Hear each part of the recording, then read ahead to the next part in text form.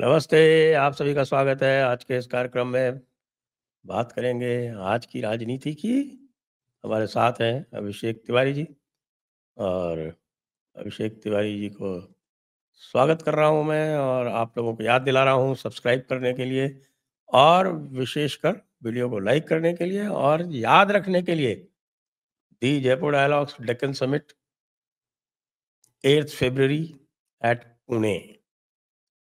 जी हाँ, उसके लिए रजिस्ट्रेशन आप अवश्य करवा लें। स्पॉन्सरशिप स्लॉट्स भी ओपन है और अभिषेक जी भी वहाँ रहेंगे, मैंने सुना है ऐसा। आपने सुना है? ये बैकिंग टीम से पूछना पड़ेगा। लग रहा है कि आपका और मेरा दोनों स्लॉट तो बैकिंग टीम ने श्रोते जी ने खतरे में नहीं डाल दिया। नहीं, ऐसा नहीं है, हम लोग आ रहे हैं और आप लोग जल्दी से रजिस्ट्रेशन करा लीजिए भाई लोग, क्योंकि सीट्स बहुत कम है। ये जयपुर में बहुत अच्छे से हो जाता है, पुणे में जो भी मिला है बड़ी मुश्किल से मिला है। तो ये पहला है डेक्कन समिट, आगे भी होगा, लेकिन अभी का तो करा ही लीजिए, इंटरेस्टिंग होने जा रहा है, सारा टॉपिक्स गजब का है। बिल्कुल। तो आइए साहब ये बताएं कि बड़ी मामला जो है वो जो भी संकेत आ रहे हैं वो बड़े हमें कंफ्यूज कर रहे हैं, जिसको बोलते हैं घुले मिले अजीब अजीब से। एक तरफ तो साहब नीतीश बाबू जो हैं वो कुछ दाएं कर रहे हैं, कुछ बाएं कर रहे हैं और उद्धव जी और सुप्रिया सुले जो हैं वो देवेंद्र जी के बिल्कुल मुरीद हुए जा रहे हैं। ये पीर तो हमारे यही है, इसके अलावा तो आज तक हमारा कोई पीर हुआ ही नहीं, हम तो इनके ही मुरीद हैं और तो सही बाकी सब बेकार की बात है। ना हम जाने कि नहीं मोदी को और ना जाने हम किसी योगी को, हम तो केवल देवेंद्र जी को जानते हैं। अरे! ऐसा ना तो आज तक हुआ, ना भूतो न भविष्यति। वाह, वाह, वाह! हम तो सुन के बिल्कुल बाग-बाग हो गए। मैंने कहा यार, ये देवेंद्र जी क्या करवाने वाले हैं? कई लोग जो हैं वो भारतीय जनता पार्टी में और ईर्ष्या से जल जाएँगे। और नीतीश जी जो हैं वो सारे के सारे क्या बीजेपी वाले, तुम क्या माँगते हो बिहार वाले? चलो किनारे, हम जा रहे हैं मोदी जी के पास मिलने तुम्हारी शिकायत करने। क्या हो रहा है साहब? सबसे पहले जयपुर डायलॉग्स के सभी दर्शकों को प्रणाम, नमस्कार, जय श्री राम। देखिए, बिहार में अभी कुछ दिन पहले कांग्रेसी पत्रकारों की एक मीटिंग हुई थी। बहुत इंटरेस्टिंग हुँ। कहानी है, आपके दर्शकों के लिए सुनिएगा। और उसमें से एक कांग्रेसी घाघ पत्रकार हैं, उन्होंने कहा कि देखिए नीतीश कुमार जी की क्रेडिबिलिटी तो वैसे ही दांव पर है और कुछ बड़बोले नेता जदयू और बीजेपी में कुछ न कुछ इस पे बोल देंगे। एक काम करते हैं, हम लोग एक वीडियो चलाना शुरू करते हैं कि नीतीश जी पलटने वाले हैं। परमिशन मिल गई कि हाँ, और नीतीश जी के बारे में कोई कहे कि पलटने वाले हैं तो लोग मान ही लेते हैं कि हाँ, बिल्कुल लोग हो मान सकता ही लेते हैं।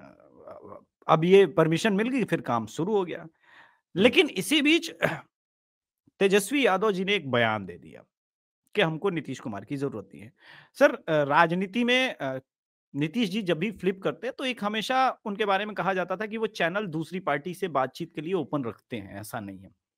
लेकिन इस बार राजद के साथ जो नीतीश कुमार जी के सारे चैनल हैं, वो नीतीश कुमार जी ने स्वतः बंद कर दिए बातचीत वाले। ललन सिंह की मिनिस्ट्री में आपको तो ये सब पता रहता है, ये सब इंटरनल न्यूज़, लेकिन फिर भी दर्शकों को शेयर कर दूँ।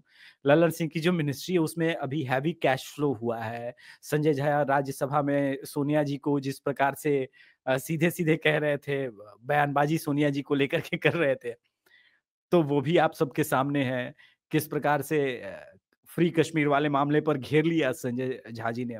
इसके अलावा चाहे वो विजय चौधरी हों, अशोक चौधरी जी ऑलरेडी लोजपा के भी हैं, जदयू के भी हैं और भाजपा के भी हैं इस वक़्त टेक्निकली अगर देखा जाए तो। तो राजद के साथ बातचीत वाला चैनल बंद है, तो फिर ये उड़ा कैसे? एक 4 पीएम नाम का एक चैनल है, वहाँ पे एक मोटा-सा आदमी आता है, वो कांग्रेसी पत्रकार है। हाँ, हाँ। वहाँ एक न्यूज़ चली कि भाई मुड़ने वाले हैं, फिर वहाँ से अलग-अलग कांग्रेसी पत्रकार असत्य हिंदी से लेकर के अजीत जी ने पिक किया। उसके बाद रवीश कुमार भी आजकल कांग्रेसी पत्रकार ही हैं, वो तो पहले से भी थे, लेकिन अब तो यूट्यूबर हैं चूँकि, तो पत्रकार कहना गलत होगा। तो वैसे ऐसे यूट्यूबर्स ने पिक करना शुरू किया, उसके बाद प्राइम टाइम स्लॉट में आने लगा। एंटरटेनमेंट वाला है, टीआरपी देता है, तो मज़ा आने लगा। इसी बीच गिरिराज सिंह जी ने कहा कि नीतीश कुमार जी को भारत रत्न मिलना चाहिए। अब मुझे मैं भारत रत्न के अतिरिक्त मैं नीतीश कुमार जी के लिए नोबेल प्राइज़ की भी स्तुति करता हूँ। मतलब आप भी नहीं चाहते पलटे क्योंकि क्या? मोदी जी को तो मिलेगा नहीं, क्योंकि डीप स्टेट नहीं चाहता मोदी जी को मिले, लेकिन नीतीश कुमार को तो मिल सकता हाँ, हाँ, नीतीश कुमार जी तो, लेकिन नीतीश कुमार जी भी सेकुलरिज्म दिखा कहाँ रहे हैं? जिस प्रकार से ललन सिंह बोल रहे हैं मुसलमान हमको वोट नहीं देते, वहां सोनिया जी को कह रहे हैं कि भाई ये तो फ्री कश्मीर बना रही है संजय जी, ये मिलने वाले आसार हैं? ये लग रहा है कि कोई मिलना चाहता है। देखिए बात क्या है, अक्टूबर में चुनाव है और बिहार में टेक्निकली चुनाव सर 14 जनवरी के बाद ही शुरू हो जाएगा चुनावी सर। तो अच्छा, मात्र हाँ, 8 7-8 दिन। महीने का लीड टाइम मिलेगा। हाँ, हमारे हमारे बिहार में ऐसा ही होता है सर। 1 साल का आप लोग तो चुनावी वैसे मौसम। ही चौबीसों घंटे, सातों दिन, राजनीति 365 दिन, राजनीति। तो सातों दिन क्यों, 365 दिन, तो आप लोग तो चुनावी मूड में ही रहते हो। हाँ, चुनाव चुनाव तो यहाँ पर, और आपको ग्राउंड रिपोर्ट्स रिपोर्टिंग करने वाले यूट्यूबर आपको अप्रैल से ही घूमते दिखेंगे किसको वोट दोगे जी? क्योंकि मन बनने लगता है उसी समय से। अब 6-8 महीने के लिए तेजस्वी नहीं चाहते कि कोई फ्लिप करके इस समय परेशानी मोल ली जाए। उनको लग रहा है बढ़िया कंडीशन में, ठीक-ठाक कंडीशन में। लेकिन लालू यादव जी को लगता है कि भाई पता नहीं कितने दिन का जीवन है, कैसा है, क्या है? एक बार पुत्र को देख लेते हैं मुख्यमंत्री की गद्दी पर। बट नीतीश कुमार इंजीनियर आदमी है। आप एक आदमी भारत रत्न दे रहा है, पैसे का हैवी कैश फ्लो है, मोदी जी एकदम बिहार के लिए खजाना खोले हुए हैं। राजद के पास है ही क्या ऑफर करने को? पीएम पद? वो जानते हैं साला पीएम नहीं पद तो मिलना नहीं है। उतना तो संख्या ही नहीं है इंडिया अलायंस वालों का। मैं आपको एक इंटरेस्टिंग न्यूज़ बता रहा हूँ। 8 कांग्रेसी सांसद, वो अब कांग्रेस के नहीं है। लेकिन चूंकि दल बदल का कानून लगता है तो वो स्वाति मालीवाल टाइप के सांसद बनने के मूड में, या तो हमको निकाल दो, हुँ, निकाल दोगे तो भी ठीक, तब तो हम फ्री हो जाएंगे, और नहीं हुँ। निकालोगे तो हम बगावत बगावत खेलेंगे। उसी समीकरण 8 के 8 कारण, बिहार के? नहीं बिहार में 8 को तो पूरा इनके पास नहीं है सर, 8 को बिहार वही में तो कहां मैं से? कहूँ कि आप बिहार के कहाँ से बोले आप 8? बिहार के कहा मैंने बोले, मैंने बोला 8 कांग्रेसी बिहार में तो सांसद। इनके 4 हैं ना, 4 इसमें है और 1 शायद उसमें है आपके राज्यसभा में। हाँ, हाँ, हाँ, हाँ।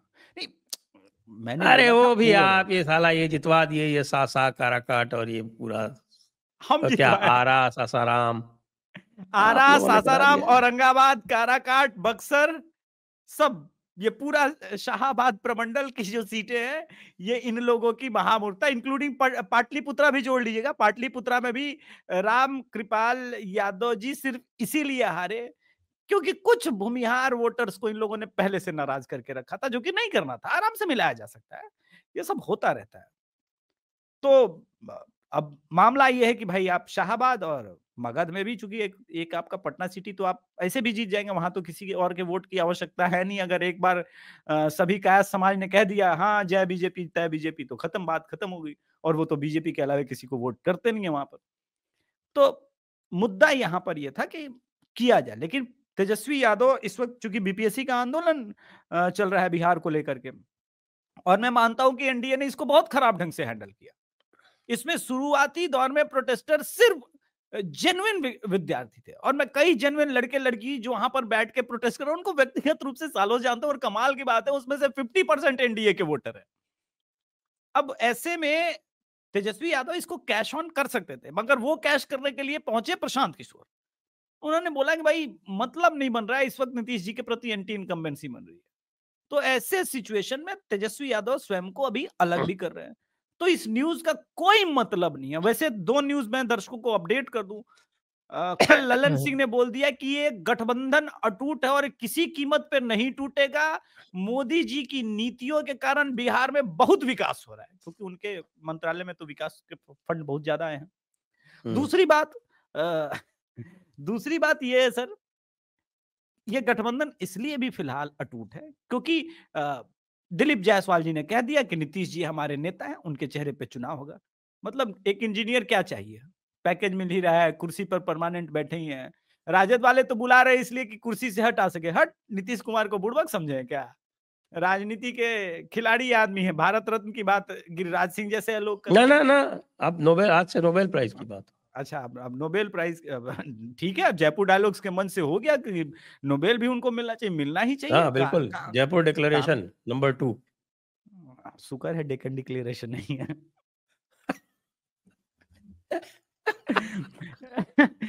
तो कुल मिला के देखिए मोदी जी 2025 में बीजेपी का नंबर ये इनके इन प्रकार क्लोज टू 270 मार्क करना चाहते हैं, ये हम सब जानते हैं। और वो ये चाहते हैं कि नीतीश जी की बार्गेन पावर कम हो, लेकिन अभी भाजपा कोई रिस्क फालतू में उठाने के मन में भी नहीं है। और कांग्रेसी देखिए पत्रकारों का कहना है ये तो जी बिल्कुल स्पष्ट हो गया है, जो आप कह रहे हैं मैं उसी की बात का समर्थन कर रहा हूँ। बिल्कुल स्पष्ट हो गया, जी क्योंकि लोगों को लगा कि साहब कि हमारे भाग जाएँगे, तो क्यों ना जो है वो आप देवेंद्र जी की परिक्रमा आरंभ कर दो। नहीं नहीं, इसमें दो टेक है सर, लोग समझ नहीं रहे हैं।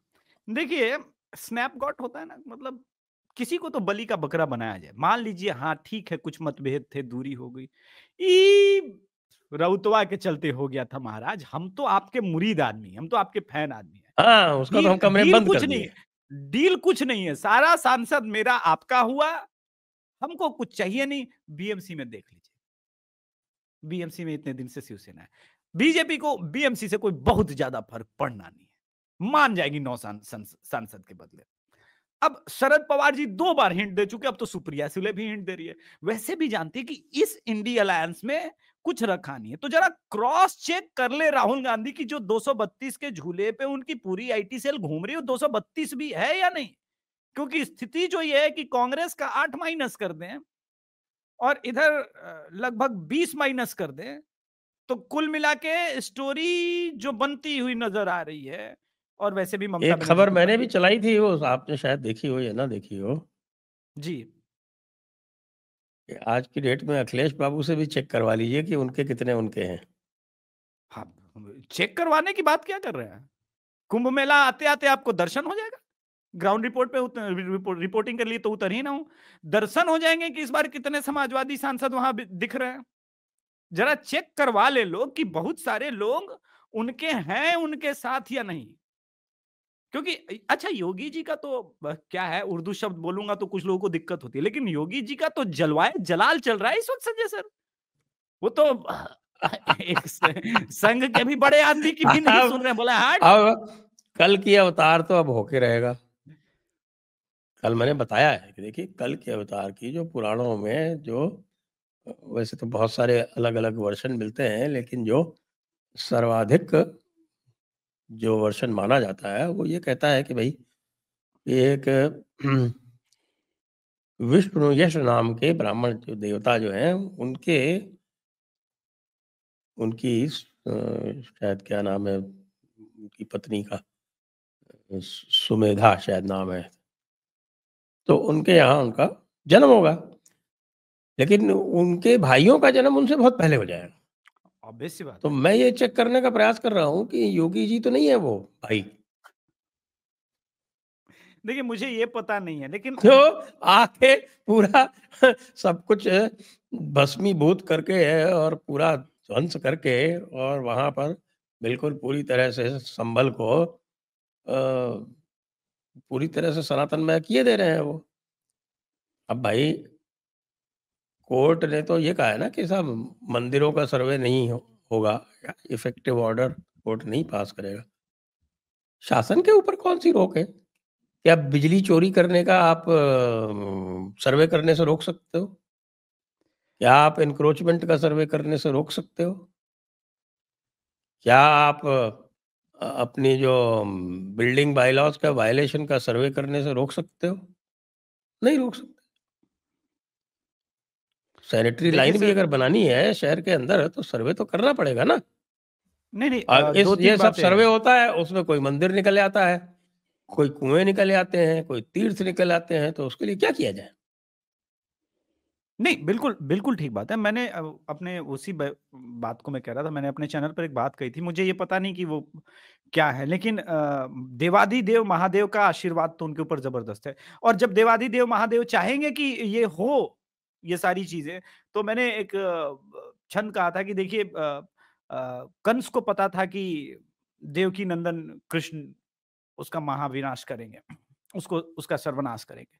सारे उपाय कर लिए, सारे उपाय कर लिए उसने, जेल में बंद कर दिया माता-पिता को, यहाँ तक कि नंदलाल जी के यहाँ भी भेजा दानवों को, नहीं रोक पाया। तो इनको भी, मुसलमानों को भी पता था। ओ संभल में ही कल की अवतार है, पूरा शहर का डेमोग्राफी बदल देते, देखते हैं कैसे होता है। लेकिन रास्ता निकालते हैं, महादेव रास्ता निकालते हैं तो कारण कोई बनता है। अब देखिए ना, पत्थरबाजी से कहानी शुरू होती है। ऐसे ही मतलब मैं सोच रहा था एक बार कि कहानी पत्थरबाजी से हुई, बिजली चोरी पर उतरी और पुलिस स्टेशन से बनने को लेकर के अब पूरा संभल का डेमोग्राफी बदल रहा है। लोग ये विश्वास नहीं करेंगे कि संभल का डेमोग्राफी कैसे बदल सकता है। अरे जनाब जाके जरा चेक कीजिए, आज जो डीएम साहब का आदेश निकला, ये तुम लोगों ने क्या ये वक्फ की प्रॉपर्टी बताई थी, सब पे केस करूंगा। 1200 वो लोग वक़्त परिवार की पहले। प्रॉपर्टी का उसका भी किस्सा सुना देता हूँ मैं आप लोगों को। सुना दीजिए, आप तो संपर्क में होंगे मेरे ख्याल से, हाँ, आपका तो। बिल्कुल, बिल्कुल, बिल्कुल पूर्ण संपर्क में है। तो वो मैंने जो है वो बताया गया कि साहब की 14 प्रॉपर्टी वक़्फ़ की गई। कोई निसार फ़ातिमा जी थीं, उन्होंने 1980 में जब मुरादाबाद का पार्ट हुआ करता था संभल, उस समय कोई वक़्फ़ संख्या 80-20 से 14 प्रॉपर्टी वक़्फ़ की गई। और वो 14 प्रॉपर्टी का जो नक्शा आया और उनकी जो बाउंड्री जो डिस्क्राइब की गई, तो उसमें ऐसे मज़े की बात है, एक तो बाउंड्री उसमें 14 बाउंड्रीज़ हैं और उसमें एक बाउंड्री तो ऐसी है जिसमें पूरब में 3 किलोमीटर, पश्चिम में 1 किलोमीटर, हुँ? तो पूरब पश्चिम 4 किलोमीटर और 500 मीटर उत्तर में और 1500 मीटर दक्षिण में। तो 4 इंटू 2 कितना हो गया? 8 स्क्वायर 8। किलोमीटर, हुँ। ये एक प्रॉपर्टी। और ऐसी है इस तरह के करके 14 प्रॉपर्टी है, उसका टोटल जो एरिया जो है वो बनता है 55 स्क्वायर किलोमीटर। कितना? हुँ। 55 स्क्वायर किलोमीटर। मतलब वो करीब 5,500 से 6,000 एकड़ के बीच में इतना वो एरिया बनता है। और 1980 में संभल जो पूरा था, उसका क्षेत्रफल संभवतः 10-11 स्क्वायर किलोमीटर रहा होगा हुँ। और आज भी 30-32 से ज़्यादा नहीं है। हुँ। तो अब आप निष्कर्ष निकाल लीजिए कि भई 55 स्क्वायर किलोमीटर तो संभल वक़्फ़ किया हुआ है, तो बाकी तो कुछ बचा ही नहीं। कुछ बचा ही नहीं। अब बचा ही वही नहीं। बात है, फ फ अच्छा, ये फर्जी में ये भी बता दीजिए कि समाजवादी पार्टी के और कितने कांग्रेस के नेता भी नप रहे हैं। भाई साहब अच्छा ये कागज़ दिया किसने? निसार फ़ातिमा ने तो दिया नहीं, बिल्कुल। हैं? और जिनको ना वक्फ बोर्ड ने दिया, ना वहाँ बिल्कुल। किसी कोई मुतवल्ली आया, वो कागज़ देने के लिए कि साहब ये ज़मीन हमारी है। समाजवादी पार्टी का प्रतिनिधिमंडल मिलने गया था, जी। उसने ये कागज़ जो है वो डीएम साहब को फरमाए। तो अब वो कागज़ अब आ गए हैं तो जिसने दिया है ना, वही तो बनेगा मुल्ज़िम। वही तो बात। तो नियति ऐसी है सर कि अब देखिए, नियति वो तय करा रही है, वो डायरेक्शन बदल रहा है जिस तरह से, तो मुझे लग रहा है कि अखिलेश बाबू योगी। खुद तो गए नहीं, माता दीन पांडे को भेज दिया।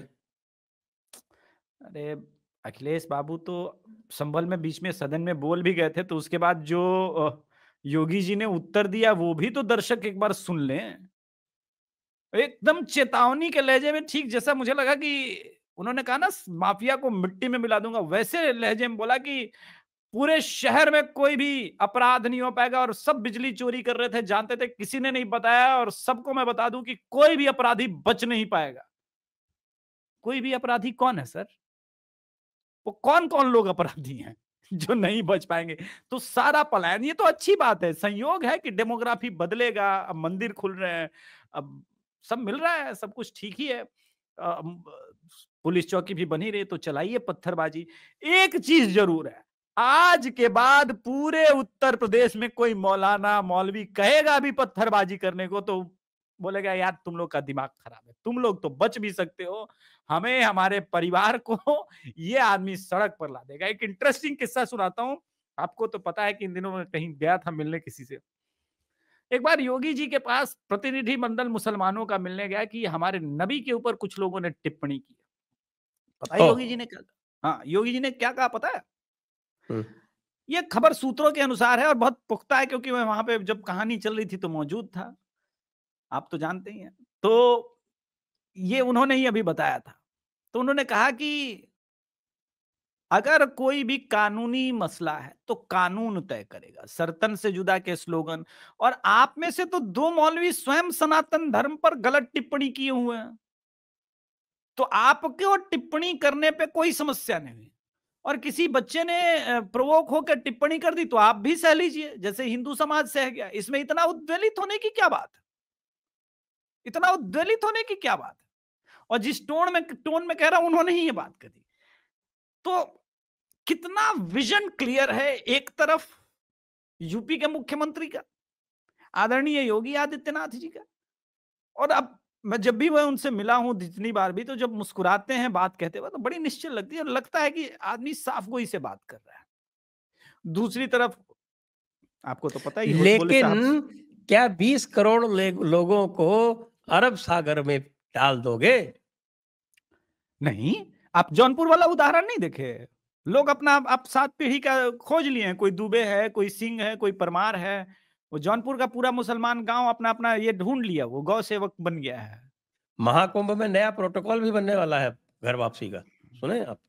हाँ हाँ बिल्कुल, और क्यों नहीं होना चाहिए। देखिए घर उनको, हर एक मुसलमान को, मैं जयपुर डायलॉग्स के मंच से भी कहना चाहता हूँ, ये अधिकार है कि वो अपने पूर्वजों के धर्म में वापस आए, इसमें कोई दिक्कत नहीं है और कोई रोक नहीं रहा है। जैसे जौनपुर में कई मुसलमानों ने अपने पूर्वजों का टाइटल तक लगा लिया है, कोई दुबे लगा के घूम रहा है, वो इसलिए क्योंकि यही है। और ओरिजिनल वाले तो सर कुवैत में और दुबई में कलावा बांध के हरे रामा हरे कृष्णा कर रहे हैं, तो आपको तो कोई ऑब्जेक्शन होना भी नहीं चाहिए इन सब चीजों से। रही बात उसको लेकर के, तो मेरा अ, आदरणीय मुख्यमंत्री जी से एक ही प्रश्न है कि जो कुछ भी इस वक्त पूरी दुनिया में हो रहा है, थोड़ा कुंभ के ऊपर भी सिक्योरिटी को लेकर के हमें एक्स्ट्रा कंसर्न रखना ही होगा, क्योंकि कोई भी कुछ हो सकता है। और अभी देखिए, अपना ही पाला हुआ सांप डसा ना यूएस में, उन्हीं का पाला हुआ सांप था। तो जैसा होगा वैसा, लेकिन बाबा जी के राज में थोड़ा भी कठिन लगता है। और ठीक है, बाबा जी सुन भी तो नहीं रहे, संघ प्रमुख की भी कहाँ सुन रहे। नहीं सुन रहे हैं, लेकिन हाँ देखिए हमारे प्रधानमंत्री जी वीर सावरकर के नाम से एक कॉलेज का उद्घाटन कर रहे हैं। बहुत निर्मोही आदमी है।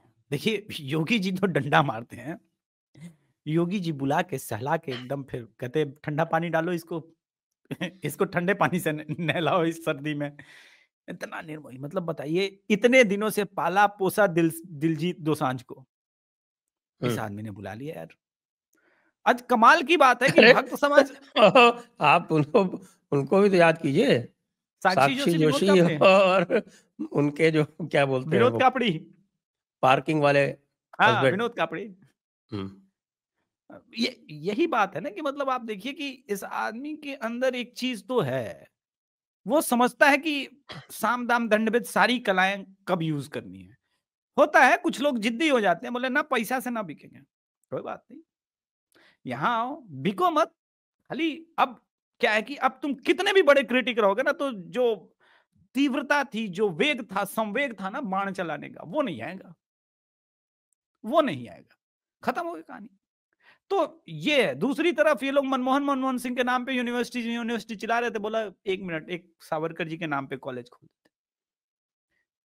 तो उनका एजेंडा साफ है, वो कर क्या रहे हैं दाएं हाथ से समझ में नहीं आता, लेकिन बाएं हाथ से वो कर देते हैं कि यार नहीं कॉलेज खोल दो। अब आप समझिए कितना कितना मुश्किल है कि कोई मान लीजिए घोर अनिल यादव टाइप का आदमी हो, उसका एडमिशन हो जाए सावरकर कॉलेज में। वैसे मुश्किल है कि वो आदमी कॉलेज गया था कि नहीं, आई डाउट, लेकिन फिर भी मान लीजिए वैसे आदमी का कॉलेज में एडमिशन हो जाए, वो किसी से क्या बोलेगा, वीर सावरकर कॉलेज में पढ़ता हूँ, भाई अपमान से मर जाएगा वो तो, बोलेगा हद है यार, इससे ज्यादा मेरे ख्याल से तो अपमानित। जेएनयू का नाम भी बदल के वीर सावरकर यूनिवर्सिटी कर दें तो क्या बुराई है? आप आइडिया दे रहे हैं मोदी जी को, क्या कल बदल भी देंगे? हम मोदी जी का भरोसा नहीं, होगी जी प्रस्ताव दे ही देंगे, बोले ये तो बड़ा अच्छा प्रस्ताव है। मुझे लगता है कि जवाहरलाल यूनिवर्सिटी की जगह वीर हाँ, नहीं तो सावरकर यूनिवर्सिटी। मुझे कोई आपत्ति नहीं है, उसका नाम जो है वो संत रविदास यूनिवर्सिटी कर दें या अम्बेडकर यूनिवर्सिटी भी कर दें तो चलेगा। हाँ हाँ हाँ हाँ, ये तो और सोने पे सुहागा। अम्बेडकर देखिए क्या है, वीर सावरकर पे तो चीख निकलेगी, अम्बेडकर यूनिवर्सिटी करेंगे तो चीख भी नहीं निकल पाएगी, दर्द होगा लेकिन वो चीख भी नहीं निकल पाएगी, ये खतरनाक हो जाएगा फिर। तो ये जो चीजें चल रही है ना संजय सर, उसका कुल मिला के आउटकम यही है कि बीजेपी ने लाइन ड्रॉ कर ली है 2025 को लेकर। स्टेट इलेक्शन में अपने मुख्यमंत्रियों को खुली छूट दे दो। आप देखिए कि कितना तड़पे होंगे आज जब सेमीकंडक्टर चिप को लेकर के असम में भूमि पूजन हो रहा होगा। अब मैं बता रहा हूं, मणिपुर के बाद अगला ड्रामा और ये सारा शिफ्ट तूफान मचना, प्रोटेस्ट होना उधर ही शिफ्ट होगा। क्योंकि चाइना कैसे बर्दाश्त कर सकता है कि कोई टाटा नाम की कंपनी और भारत सरकार, महिंद्रा, ये सब मिलके एक सेमीकंडक्टर चिप की फैक्ट्री लगाएँ असम में। ये बर्दाश्त के बाहर की चीज़ है। ऊपर से भूमि पूजन हो रहा है। और कितना तड़पे होंगे ये लोग। ये सब रोकने के लिए अभी देखिएगा कितना ड्रामा आने वाले समय में असम में होगा। लेकिन ये लोग भूल गए कि वहाँ अगर यूपी में योगी जी, तो वहाँ भी हेमंत बिश्व शर्मा, वो भी आदमी हैंडल कर लेगा। ये सब जो योजनाएँ हो रही हैं ना, बहुत तड़पे हैं। आज तो दिल्ली वाला भी बहुत तड़प के बोला है, अरे यार! ये तो सीधा अटैक किया, बोला मैं शीश महल बना नहीं सकता था। मैंने नहीं बनाया। मतलब जिस प्रकार का 10 साल से आपदा झेल आप रही और है। आपदा में क्या संबंध? मैं योगी जी का नाम ट्रोलेश्वर रखना चाहूँगा। मतलब वो आदमी कभी भी किसी भी मन से कुछ भी ऐसा शब्द का प्रयोग करते हैं कि मतलब आप सोचने पर विवश हो जाते हैं कि सदन के अंदर बात कर रहे हैं, इकोसिस्टम तोड़ेंगे, और दिख रहा है कि वो कैसे टूट रहा है, कैसे ध्वस्त हो रहा है आँखों के सामने, और बेचैनी है कि यार रोको, लेकिन कोई रोक नहीं पा रहा है। ना सरकार बदल रही है। इसका सब इन सब का कारण पता है सर क्या है? वो इस्लामिक गठजोड़ जो कांग्रेस के साथ हुआ है। उन लोगों ने 99 सीट को ही विक्ट्री मार्क समझ लिया था। उनको लगा 99 सीट पे ही सरकार बनती है। और कमाल की बात है, राहुल गांधी मान भी गया। बोला हाँ, हाँ, और एक वो है गाली वाली बाई, उसने तो 99 सीट पे ही जश्न भी बना लिया, भाई क्या कर दिया जैसे। अब जो आपने पूछा कि ये सारी चीजें, आम आदमी पार्टी बहुत टेंशन में है। इतने पेस में कैंपेन को शुरू किया, सब कुछ ऑफर कर दिया, और बीजेपी ने बहुत आराम से उसको काट दिया, और अब उसके पास ऑफर करने को कुछ नहीं है। और अब जाकर के मोदी जी रण में उतरे हैं। बोला हो गए, चला लिए तुमने सारे अस्त्र, अब ये लो अपार्टमेंट्स झुग्गी झोपड़ी वालों के लिए। बगल के झुग्गी झोपड़ी वाले उस अपार्टमेंट को देख के बोल रहे हैं, बताओ यार बीजेपी सरकार में आएगी तो ऐसे अपार्टमेंट बनता है क्या? हमको तो साला पता ही नहीं था, हम तो बेकार में केजरीवाल को इतने दिन से वोट किए जा रहे हैं। मतलब डीडीए फ्लैट वाले खुद जो खरीद करके अपार्टमेंट लिए वो टेंशन में है। बोले यार इतना वेल फर्निश्ड, साला इतना बढ़िया तो आदर्श स्कैम वाला आदर्श सोसाइटी नहीं बना था। ये कैसे हो जाता है मोदी जी के राज में? यही मोदी जी का करिश्मा है कि मोदी जी भी जनता से डायरेक्ट संवाद करते हैं। बीजेपी के साथ सिर्फ एक ही दिक्कत है, दिल्ली में मल्टीपल फेस होने के बावजूद कोई फेस नहीं है। वैसे फेस तो मैं बताऊं संजय सर, आम आदमी पार्टी के पास भी नहीं है। और ये कोई अगर कह रहा है केजरीवाल भी कि मैं सीएम बनूंगा, तो उससे भी पत्रकारों के अंदर इतना गट्स होना चाहिए कि कैसे बनोगे, पूछिए क्यों। सुप्रीम कोर्ट की गाइडलाइन क्या कहती है संजय सर? ये ऑफिस नहीं जा सकते, ये कैबिनेट की मीटिंग में नहीं बैठ सकते, ये कोई साइन नहीं कर सकते। तो सीएम क्या झुनझुना बजाने के लिए बनेगा? फिर सीएम क्या होता है?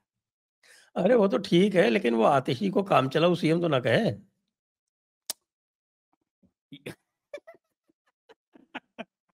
आप रोस्ट करना छोड़ेंगे नहीं। नहीं, नहीं ठीक है। आतिशी को काम चलाओ सीएम कह रहे हैं, वो तो आतिशी को देखना है कि भाई उसकी इस बात से उसका सम्मान बढ़ रहा है, उसकी बेइज्जती खुलेआम मंचों से कर रहे हैं। मुझे तो लग रहा है कि जाते-जाते देखिए कुर्सी बहुत गजब की चीज़ होती है, बहुत गजब की चीज़ होती है। कहीं ऐसा ना हो कि एक और स्वाति मालीवाल तैयार हो जाए। होता है। जीतन राम मांझी तैयार किए थे नीतीश कुमार, तो ये हो जाता है, क्योंकि कुर्सी का मोह ही ऐसा है। अन्ना जी से बोला था ना केजरीवाल ने, कहीं ऐसा तो नहीं अन्ना जी कि ये जो कुर्सी है बैठने के बाद भी हमें बदल दे, तो उसके लिए जन लोकपाल 23 दिसंबर को लाना होगा। 10-23 दिसंबर बीत गया लेकिन जन लोकपाल नहीं आया जी। फिर भी बेशर्मी के साथ वोट मांगने आया हूं जी। यमुना तो साफ हुई नहीं, लेकिन पवित्रता के मामले में थेम्स के आसपास ही अतिशी को रखा है, ये ठीक है। कम से कम यहाँ यहाँ मैं मानता हूं कि मैच कर रही है वो लोग। कुल मिला के अरविंद केजरीवाल के सारे अस्त्र खाली कराने के बाद मोदी जी रण में उतरे हैं। बस एक ही कमी लगती है अभी भी, कि बीजेपी इतने फेसेस रखने के बाद भी किसी फेस को बना क्यों नहीं रहे। मैं मानता हूं कि केजरीवाल को हराने के लिए महिला फेस अगर कोई रखा जाए, मेरा मेरा दृष्टिकोण है, लोग डिफर कर सकते हैं, बहुत उचित होगा बीजेपी के लिए। स्मृति ईरानी है, खाली बैठी हुई है, क्यों रखा है? मीनाक्षी लेखी को साइडलाइन कर रखा है। प्रवक्ता बनाया है बांसुरी स्वराज जी को, बढ़िया बोलती है, बढ़िया काम करती हुई दिख रही है, फिर भी कुछ नहीं। बाकी अगर आप दूसरे तरफ भी देखें तो विदुड़ी साहब है, प्रवेश वर्मा है, कपिल मिश्रा है, लाइन लगी पड़ी है, लेकिन फेस नहीं है। सब मेरा तो ये अलग-अलग मानना जगह है कि हैं। बिना फेस के जाएँगे तो फिर हारेंगे। यही मैंने बोला ना, तमाम पॉजिटिव्स के बावजूद ये एक कठिनाई है। और और एक और चीज़ ये मैं कहते हैं कि साहब कि हम अगर किसी को फेस डिक्लेयर कर देंगे तो फिर वो गुटबाजी हो जाएगी। गुटबाजी तो वैसे भी होगी, आप तो नहीं करेंगे तो फिर तो और गुटबाजी होगी। तो आप किसी को बनाएँगे तो वो कम से कम ये मान लीजिए फेस बना देते हैं, तो वो गुटबाजी उसका एक इंटरेस्ट हो जाएगा, उसका एक वेस्टेड इंटरेस्ट होगा कि वो गुटबाजी खत्म करे, वो अपना प्रयास करेगा। साथ में पीछे से हुँ, आप हाथ लगा देंगे, हथेली लगा देंगे, तो ठीक हो जाएगा। मैनेज कर लेंगे। अभी टाइम ठीक बात है। था, बहुत समय से टाइम था, लेकिन वो किया नहीं आपने, वो टाइम वेस्ट कर दिया। जो पोटेंशियल जिनमें पब्लिक में जिनका चार्म है, उन उसको किसी को फेस नहीं बना रहे। भई किसी को बना दो, आपको एक्स नहीं पसंद, वाई बना दो, ज़ेड, ज़ी बना दो, किसी को बना दो। हमारे पास तो ये दुनिया भर के लोग जो एक्टिव हैं, वो देख लो आप कितने एक्टिव हैं, कपिल मिश्रा कितने एक्टिव हैं। और उनके बारे मुझे में लगता है कि सोचिए। ठीक है, कपिल मिश्रा नहीं जी, प्रवेश वर्मा जी को आपने साइडलाइन करके प्र रखा है, अभी धोनी जी को तो प्रवेश वर्मा को वो चलो नई दिल्ली में एक्टिव हो गया, वो कुछ किसी को बना दो, एक्स, वाई, ज़ी, फेस देना आवश्यक है। बहुत ज़रूरी है दिल्ली क्योंकि में फेस देना। दिल्ली की पब्लिक समझदार पब्लिक है, वो अंधेरे कुएँ में वोट नहीं डालेगी। ठीक बात है, वो एक हमेशा कंसर्न रहेगा। देखिए, आप ये नहीं कह सकते कि मोदी जी के नियमों को और मोदी जी के द्वारा किए गए कार्यों को दिल्ली ने नहीं सराहा है। मोदी जी के नाम पर लोकसभा में वोट पड़ना था ना, 3 बार से 7-0 दे तो रहे हैं इसी आम आदमी पार्टी के अगेंस्ट में। अब क्या आप दिल्ली की जनता से चाहते हैं? दिल्ली की जनता आपको, देखिए मैं एक जोड़ रहा था, कैलकुलेशन कर रहा था कि बीजेपी अगर 40 सीट्स पर जाना चाहती है तो बीजेपी को 7% वोट शेयर का अपस्विंग चाहिए। 33, 34, 35% तो बीजेपी का वो मार्क है जो हमेशा वहां पे वो रहती है। आपको जाना पड़ेगा 42% पर। वो 42% कहां से आएगा? ये झुग्गी झुपड़ी का वोटर कुछ काटेंगे। और कुछ दिलजीत दोसांझ वाली मीटिंग ठीक है, बढ़िया हुआ है ये। अगर मैं उस दृष्टिकोण से देखूँ तो एक परसेप्शन की लड़ाई में सिख समाज के बीच में बीजेपी थोड़ी-सी अ, अंडर प्ले कर रही है। तो उस परसेप्शन को तोड़ने के लिए आपको कुछ चाहिए, वो सब करना होगा, वो एफर्ट्स डालने ही होंगे। और मैं अभी पढ़ रहा था, मैं एक पुराने अखबार का कटिंग की लियाकत के एक समर्थक पत्रकार ने लिखा था कि संघ जो है वो पंजाब का हाथ है और उस हाथ में तलवार जो है वो पंजाबियों की है, जिस वजह से पंजाब टूटते-टूटते मतलब रह गया भारत से कंप्लीटली। तो उसका यूज़ कीजिए ना फिर, वो यूज़ कीजिए उसका, पूरा प्रयोग में लाइए, जोड़िए वो उसको। तो एक मुहिम चलाना होगा ताकि वो ट्रस्ट पैदा करे। और ये सब काम करने के लिए सिर्फ योगी जी का या मोदी जी का एफर्ट काम नहीं कर रहा। अलग एफर्ट नहीं, नहीं, कोई तब आप लगाएगा ना। आम आदमी ने तो अपना ब्रह्मास्त्र रोक रखा है ना, वो डल्लेवाल को बैठा रखा है, वो डल्लेवाल को ये सैक्रिफाइस करना चाहते हैं हुँ, कि किसी हुँ, तरह हुँ। से डल्लेवाल मर जाए, तो हम इसकी जो है वो उसको शहीद बता के और चारों सही। तरफ फिर हुँ, तमाशेबाज़ी बिल्कुल। करते घूमें। हाँ, बिल्कुल, ये बिल्कुल। ये उनका सीक्रेट वेपन है, उसको भी ठीक से हैंडल नहीं कर रहे। ठीक से वो हैंडल करेगा जो सीएम कैंडिडेट होगा, समझिए सर, जब कोई पर्सनल इंटरेस्ट, देवेंद्र फडणवीस फडणवीस जी ने महाराष्ट्र के लिए जीत के लिए बहुत महत्वपूर्ण भूमिका निभाई, लेकिन क्यों निभाई? अगर उनको कह दिया जाता चुनाव से 6 महीने पहले आपको कुछ नहीं मिलना है, आप चले जाइएगा सेंट्रल, तो बोलता हारे जीते महाराष्ट्र मुझे क्या, मुझे तो सेंटर ऑफर हो ही गया। वो इसलिए इंटरेस्ट होता है कि नहीं, मैं समंदर हूं, वो वापस लौट के आऊंगा भाई किनारे पर। तो जब आप ये करेंगे किसी के लिए, आप स्मृति ईरानी को खड़ा कर दिए, छील के रख देगी पूरे केजरीवाल सहित सबको, बहुत अच्छी वक्ता है। और इस वक्त आपको एक ऐसा आदमी चाहिए जो अपने इंटरेस्ट में पूरे दिल्ली बीजेपी यूनिट को एक साथ ले आकर के ग्राउंड पर उतारे। आप सोशल मीडिया पे इस वक्त बीजेपी आईटी सेल टेक्निकली देखे तो पिछले बार से बहुत बेहतर काम कर रही है, इनफैक्ट लोकसभा चुनाव से कहीं बेहतर काम कर रही है। लेकिन सिर्फ वो लड़ाई तो ऑलरेडी ऐसे निस्वार्थ योद्धा, जयपुर डायलॉग्स का ट्विटर हैंडल, संजय सर का, मेरा, न जाने अजीत भाई से लेकर के सबके ट्विटर हैंडल, लगातार हम लोग तो काउंटर कर ही देते हैं वो सारी चीजें। आपको उतरना पड़ेगा अपने कैडर के साथ। दूसरा जीत का सूत्र क्या है? दिल्ली में 10 छोटे छोटे हिंदू संगठन हैं जो दिल्ली में बहुत अच्छा काम करते हैं ग्राउंड पर। उनकी मीटिंग कराई उन हिंदू संगठनों की, उस नेता से जिसके हाथ में दिल्ली का नेतृत्व हो, जो उन्हें ऑफर कर सके कि हाँ हम जीतेंगे तो तुम्हारे ऊपर कोई हाथ नहीं उठाएगा, मैं हूं तुम्हारे लिए, बस इतना ऑफर काफी है, पैसे के लिए यहां कोई काम नहीं कर रहा है। ये सब ऑफर करना पड़ेगा आपको, विश्वास दिलाना होगा। ये सोचिए सर, ये समाजवादी पार्टी से समाजवादी पार्टी जिस प्रकार से अपने लोगों के लिए ऑफर करती है, राजद ऑफर करती है, नॉर्मली बीजेपी अपने समर्थक जो पार्टी में नहीं है लेकिन छोटे छोटे संगठन चलाते हैं, अपने समर्थकों के लिए ऐसा ऑफर नहीं करती है, लेकिन आपको दिल्ली चाहिए, बहुत जरूरी है। और केजरीवाल के भी ऊपर दिख रहा है कि हार का दबाव है। वो अगर नहीं दिखता ना संजय सर, वो अब तक कर चुका होता, सर्वे आ गया जी, आईबी का सर्वे आ गया जी, 70 सीट जीत गए जी हम लोग, आ रहा है जी, आ रहा है। लेकिन वो भी जानता है कॉन्फिडेंट, उसके अंदर का भी कॉन्फिडेंस डिगा हुआ है, यही मौका है।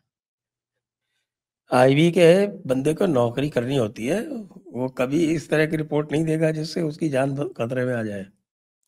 और सर वो दिल्ली के सीएम को क्यों देगा?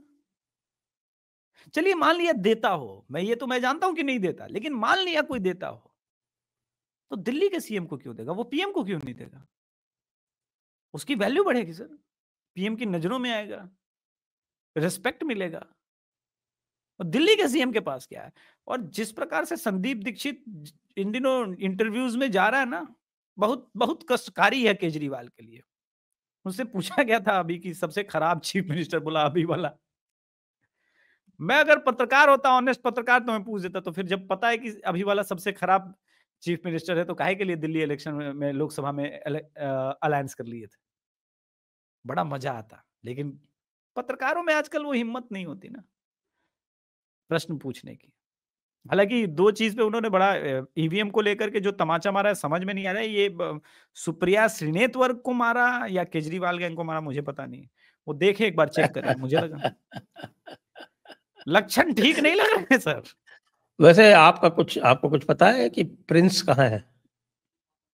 नए साल में प्रिंस का पता नहीं। मैं तो प्रियंका वाड्रा का ट्वीट दिख रहा था, अमित शाह जी को बहुत बहुत धन्यवाद दी थी। तो वो मिलने गए हैं क्या? वो वाया वियतनाम गए हैं सोरोस बाबू के पास में। तो उसका तो पैसा तो डूब गया। अब करना, क्यों? पैसा तो स्टॉक मार्केट में उसका लगा था, स्टॉक मार्केट तो गिरा नहीं अडानी के नाम पे, पैसा तो डूब गया। महीने भर का ही मान लीजिए, सारा पैसा अगर निफ्टी को गिराने पे लगा होगा, अडानी का स्टॉक तो गिरा नहीं, चलिए निफ्टी पे भी कवर अप करने के लिए लगाया होगा इतना प्रयास करने के बाद, तो निफ्टी भी तो नहीं गिरा ना, फायदा क्या हुआ? तो घाटा हो गया। स्थिति तो मुझे तो लग रहा है कि नहीं मिलना चाहिए। समझदार आदमी होगा तो बोला छोड़ो यार, अब मिल के क्या फायदा, अब तो मालिक ही डूब गए। तो ये सारी चीजें तो है। मुझे नहीं लग रहा है कि आने वाले समय में वो उतना काम करेगा। देखिए अब यूएस अपनी स्ट्रेटजी बदलेगा सर। इस यूएस भारत के इंटरनल मामलों में कम होकर के वो यूएस अपने लिए ज्यादा ये करेगा, उसमें भारतीयों को ज्यादा परेशानी होगी। जैसे H1N1 वीजा फिर से बात उठेगी, भारतीयों को रोकने के लिए अलग अलग ट्रिक लगाए जाएंगे कि उनको कम वीजा मिले। ये सब काम वो करेगा अपने यूएस के लोगों के लिए, क्योंकि वो भी आदमी बिजनेसमैन है। भारत के इंटरनल पॉलिटिक्स में ट्रंप कम दखल देगा, और उसी के कारण मुझे लग रहा है कि ये बीजेपी के मोदी जी ने मौका देख करके बोला कि चलो एक बार बुला लिया जाए दिलजीत को, देखें क्या होता है। वो आपको ये सारा भी पता है क्या? आज पुतिन ने कहा है कि साहब की हमारी और बातचीत चल रही है कि साहब की ट्रंप की और पुतिन की वार्ता कराई जाए, तो पुतिन ने नंबर 1 पे भारत को सजेस्ट किया है। बहुत तकलीफ वाली बात है। देखिए पापा ने वार रुकवादी कॉमेडी के रूप में कहा जाता है, लेकिन पुतिन की बात को सीरियसली कौन नहीं लेगा? देखिए ये सब बेल्ट ट्रीटमेंट है, एक तो कहलवाना इस प्रकार की बातें। और ऑब्वियस सी बात है कि बीजेपी वाली ये जो सरकार है भारत की, इसमें जो एस जयशंकर जी का रोल है ना, बड़ा बढ़िया से डिफाइन किया है। और मोदी जी कभी उसमें इंटरप्ट नहीं करते कि वो नहीं, उन पे पूरा ट्रस्ट है। और जो बीजेपी सरकार का इस वक्त जो रोल है वैश्विक रूप से अगर देखा जाए, बहुत वास्तव में बहुत बढ़िया रोल में है, बहुत बढ़िया पॉजिटिव चीजें हो रही है। अब आप देखिए, मैं ये नहीं कह रहा कि राग की साजिश है, लेकिन लतियाए जा रहे हैं पाकिस्तानी अफगानिस्तान बॉर्डर पे। अब देखिए फूलों की हार। अब आप कल्पना कीजिए कि 2 साल पहले किसी ने कहा था पाकिस्तान में कि हम और तालिबान मिलकर के कश्मीर पे फतह कर लेंगे। अभी अपनी पैंट और चड्डी बचाए घूम रहे हैं। तो कितना अंतर है वो तो दिख रहा है। मैं नहीं जानता कि कुछ लॉन्चर्स वगैरह कहाँ से कहाँ पहुंच रहे, कैसे पहुंच रहे, लेकिन ठीक है। हमने तो भाई तालिबान के सरकार को 200 करोड़ नहीं दिए थे। मैं पहले ही बताऊं, मोदी जी के इस कदम पर बहुत सारी आलोचना हुई थी, लेकिन मैंने कहा था भाई वहां पे गरीब अफगानी हैं, इसके लिए सपोर्ट किया है 200 करोड़ का। तो फायदा मिलता है ना अज्ञात वीरों का, वो फायदा मिलता रहना चाहिए। ऐसे ही म्यूचुअल रिलेशन बनाना है। अभी देखिए बांग्लादेश में भी बना। आपके यहाँ कोई बांग्लादेशियों की धरपकड़ चल रही है क्या? हाँ, अभी नेपाल बॉर्डर पे देखिए क्या है कि क्रैकडाउन सिंपल है। बांग्लादेशी को मत पकड़ो, ये बांग्लादेशी का आधार कार्ड कौन बना रहा है उसको पकड़ने की मुहिम चल रही है। भारत के कोने कोने में, असम में, बिहार में, नेपाल बॉर्डर पे पकड़े गए, मधुबनी में पकड़े गए, किशनगंज के पास पकड़े गए, और ये सब डायरेक्ट वो 8-10 करके उठाए जा रहे हैं। और कमाल की बात है, जो 8-10 को पकड़ के उठाया जा रहा है उनको बेल्ट ट्रीटमेंट मिल रहा है, वो फिर अगले का नाम बता दे रहा है, अरे भाई इस शहर में वो है। ऐसे करके पिक किया जा रहा है। तो पहले ये वाला काम पूरा हो जाएगा, इसके बाद ममता बनर्जी तो लाइन पर आ ही गई हैं, टेंशन की बात नहीं है। बीएसएफ बॉर्डर पे ठीक ठाक काम कर रही है, अलर्ट मोड में है। इसके बाद कहानी शुरू होगी, मुझे लग रहा है फरवरी मार्च से वो बॉर्डर लाइन पे अलग कहानी शुरू होगी। सुना है कुछ हो रहा है, पता नहीं क्या हो रहा है। दर्शकों से अभी हमारा कोई रिलेशन नहीं है उससे, तो हम क्या बोले, भारत सरकार का कोई लेना देना नहीं है, जो हो रहा है दूसरे लोग कर रहे हैं।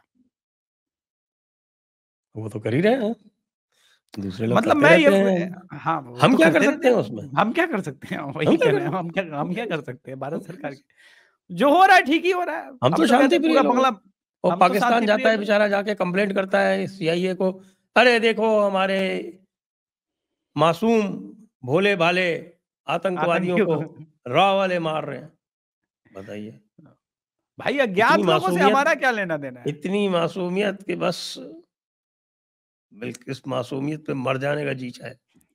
हाँ, और क्या, हम तो, मैं नहीं मरेंगे नहीं, अभी काम करना, बहुत सारा काम करना है राष्ट्र हित में। लेकिन जो हो रहा है ठीक ही हो रहा है। मैं तो कह रहा हूँ कि अगर मार्च तक 2 टुकड़े में बट जाएगा बांग्लादेश, तो हम क्या कर सकते हैं। हमने तो एक प्राइवेट कंपनी के द्वारा चावल टेंडर फाइल हुआ था, तो चावल मिल गया ना भाई, चावल तो मिल गए। तो हम तो दुनिया में यही दिख रहे हैं कि हम तो बता ही रहे कि हम भाई शांति प्रिय लोग हैं, हम ये जो हो रहा है इधर ही हो रहा है। ऐसे ही मार्च अप्रैल तक टूट जाएगा बांग्लादेश 2 भाग में, हम क्या कर सकते हैं। जैसे पाकिस्तान खत्म हो गया, बर्बाद, जब कोई बर्बाद होना ही चाहता है, इसमें हम कुछ नहीं कर सकते। हाँ, ये जरूर है कि मन से श्राप दे दिए थे तो हो गया होगा। दुखी मन से हिंदुओं की आह ले डूबी कर्मा, उसमें हमारा कोई रोक टोक नहीं। और वैसे आजकल तेजस्वी यादव जो है वो मनुस्मृति के खिलाफ बड़े अपने वीरों को छोड़े हुए हैं, क्या चक्कर है? वही आ गए क्या, वो विनाशकाले, पुराने वो भूरा बाल पे आ गए क्या? नहीं ना, विनाशकाले विपरीत बुद्धि। मैंने बोला ना कि एक लॉबी है मतलब इनको थोड़ा लेफ्ट बहुत तो पत्रकार। भूमिहारों ने, राजपूतों ने वोट दे दिया था ना पिछली बस बार। बस बस बस बस बस वही उसी गलतफहमी का शिकार हो गए। जो लोकसभा में कोर कसर रह गई थी वो राज्यसभा में पूरी हो जाएगी।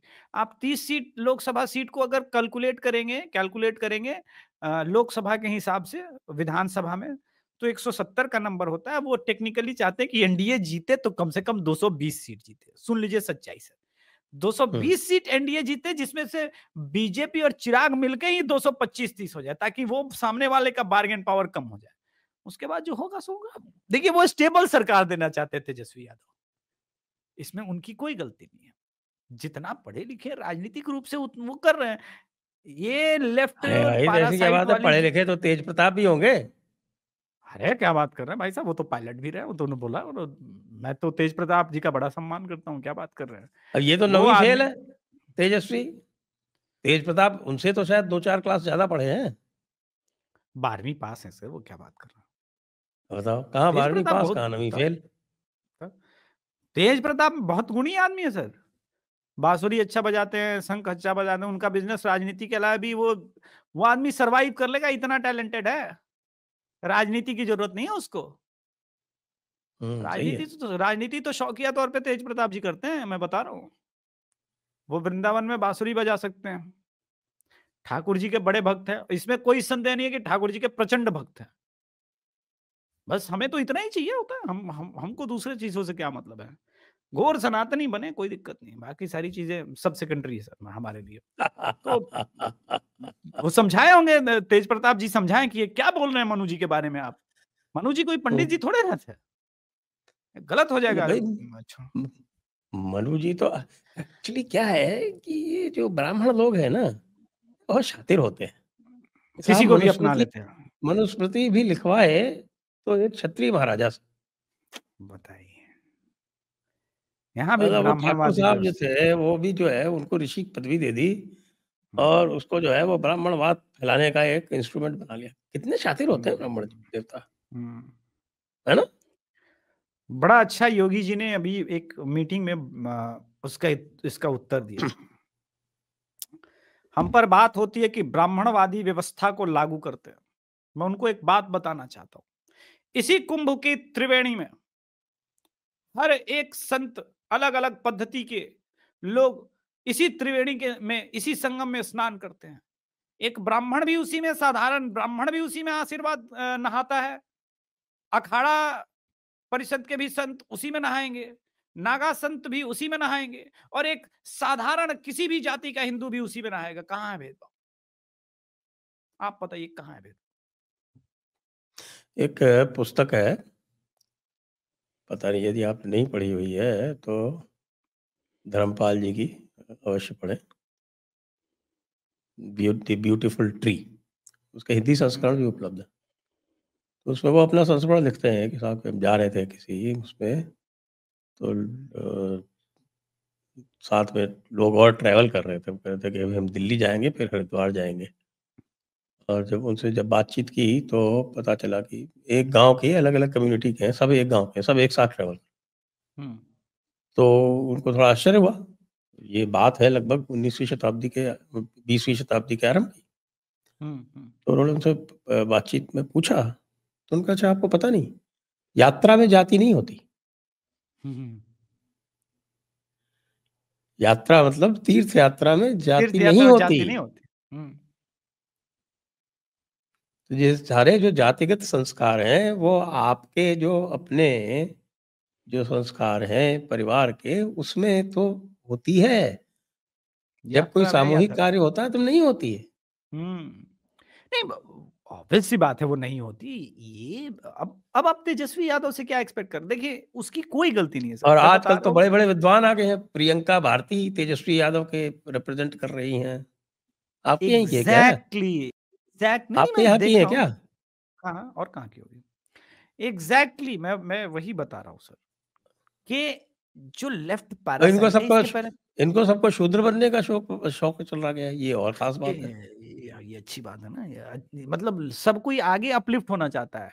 मतलब अरे विश्वामित्र जी भैया, महर्षि विश्वामित्र जो बनना चाहते थे, ये अलग ही लेवल के लोग हैं। मनुस्मृति में सबसे बड़ी बात, सबसे साफ-साफ जो बात लिखी हुई है, वो ये उसका ध्यान ही नहीं करते।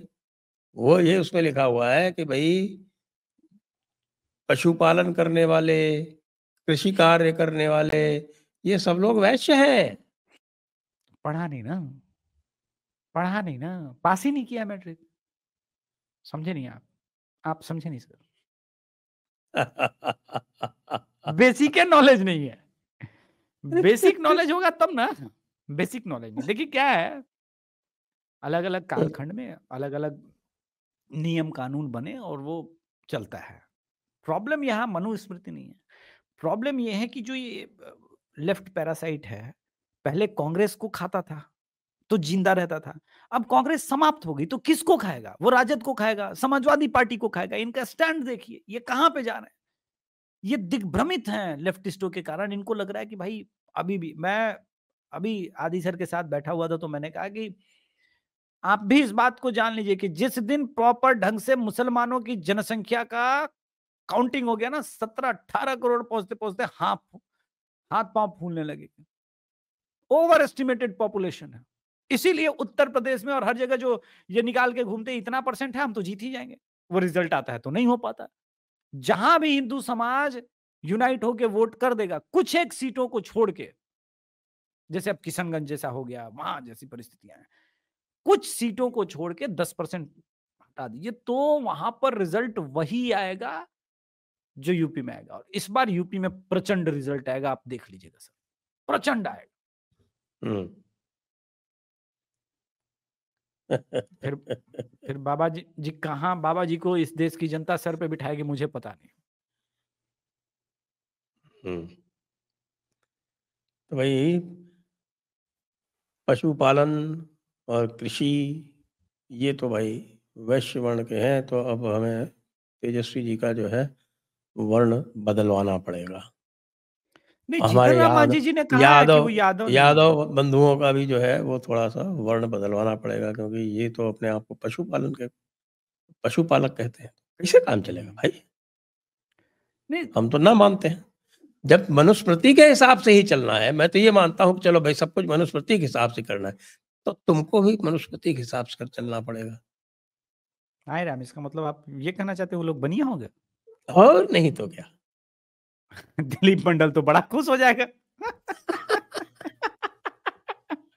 अरे मैं आपको ये दे देता हूँ, ये है श्लोक नंबर, पहले अध्याय का 90वां श्लोक, 90th नंबर 90, 90। देखिए मतलब नहीं वैश्य है, देखिए वर्णस्थों के कर्म, पशूनाम रक्षणम दानम विद्याध्ययनमिवेव च, वणिक पथम कुसीदम च वैश्यस्य कृषिमेव च। लीजिए, बताइए क्या करें। नहीं, कुछ नहीं कर सकते। देखिए, अच्छा आप बताइए कि वो जो लेडी है भारती, अगर वो पन्ने नहीं फाड़ती, इस प्रकार के एक्ट नहीं करती, तो उसको कौन जानता? अरे आप लोग समझिए कि मनुस्मृति ये को जान गए। मैंने तो इस पे सर्वे किया हुआ है, कोई मनुस्मृति घर में रखता ही नहीं कोई। बिल्कुल नहीं क्योंकि रखता। मनुस्मृति जो है वो कोई मान्य, जिसको सर्वमान्य धर्म ग्रंथ कहते हो, जो वैसा कुछ है नहीं काम ना, में तो आता नहीं हो, वो रखता। नहीं है। लोग भाई हनुमान चालीसा रखते हैं, रामचरितमानस रखते हैं, भगवत गीता रखते हैं। कुछ कुछ लोग जो है वो महाभारत भी रख लेते हैं, बहुत कम रखते हैं महाभारत, बहुत महाभारत बड़ा बहुत कम करके। लोग रखते हैं। हाँ, भागवत लोग घर पे रखते हैं, लेकिन सबसे अधिक तो आपको हनुमान चालीसा रामचरितमानस मिलेगी उत्तर भारत में कम से कम। रामचरितमानस, रामायण, रामायण भी मिल जाएगी, श्रीमद् भगवत गीता मिल जाएगी। जो भी धार्मिक लोग हैं यहाँ, चार, और हनुमान चालीसा, ये तो मिलनी मिलनी है। लेकिन मनुस्मृति बहुत कोई प्रकांड रूप से वो जो जिसको कहते हैं, जिसको पांडित्य का चस्का है, कि वो अध्ययन ना करना चाहता है। अम्बेडकर वादियों क्या मिल जाती है। मैंने सर्वे किया अरे था। वो फर्जी, अरे ये फर्जी है सर। अरे साहब, मैंने सर्वे अम्बेडकरवादी, किया था, 1000 लोगों का पब्लिश हुआ करीब 5-6 साल पहले। अच्छा। एक 1000 लोगों का उत्तर भारत में सर्वे किया, तो उसमें 990 के यहाँ हनुमान चालीसा मिली। हाँ, और मिलेगा मिलेगा। बाकी और भी ग्रंथ थे, उनके अलग अलग संख्या थी, शायद 800 लोगों के रामचरितमानस थी, और भगवत गीता भी इतने के यहाँ थी। मनुस्मृति 4 लोगों के यहाँ थी, और 4 के चारों अम्बेडकरवादी हिंदू थे, नवबौद्ध नहीं थे। अच्छा, ये भी ठीक है, ये भी ठीक है, ये भी ठीक है। फिर तो अच्छी बात है भाई, आप ज्यादा पढ़ रहे हैं तो फिर आप मनुस्मृति से कहीं ना कहीं कुछ तो प्रभावित हुए ही होंगे। मनुवादी व्यवस्था लाने का अगर विकल्प हो तो फिर आप बात कीजिए। तो मनुस्मृति तो आइए, कहीं नहीं है, जाति नहीं मांग मनुस्मृति रहा है आपकी। मनुस्मृति के जो प्रधान श्लोक है, धर्मो रक्षति रक्षिता, उसका उच्चारण करते हुए आज के हाँ, कार्यक्रम को यहीं पर विराम देते हैं। सभी दर्शकों असली को तकलीफ ये, बहुत बहुत अरे वो धन्यवाद। अब्दुल वाला फोटो लगा दीजिएगा सर, वो उसको भी मनुस्मृति से प्रॉब्लम है। अब आपने ये मुझे याद दिला दिया, धर्मो रक्षति रक्षिता, तो मुझे याद आया कि अब्दुल को क्यों प्रॉब्लम है। वो कौन वायरल से हो रहा है ना अब्दुल सर, को? वो एक ट्विटर पे वायरल हो रहा है ना अब्दुल फोटो के साथ, जिसमें मनुस्मृति पर टिक किया हुआ है कि भाई वो गलत है, संविधान सही है। तो मैंने उसके नीचे करेक्ट करते हुए पूछा कि भाई और शरीयत? शरीयत तो सही है ही है, तो संविधान पे आपको भी पता ही क्रॉस नहीं। मार्क होगा ना, फिर संविधान पे भी क्रॉस मार्क होगा ना। अरे भाई, वो हाँ, गलत, वो होगा ना, तो अब्दुल भाई गलत प्ले कर लेगा। सूरज और चांद भी शरीयत से ही चलते हैं ना। हाँ, जयपुर डायलॉग सर। वो भी शरीयत से ही चलता है। चलो अभिषेक तिवारी से भी आज से शरीयत से चलेगा। बिल्कुल।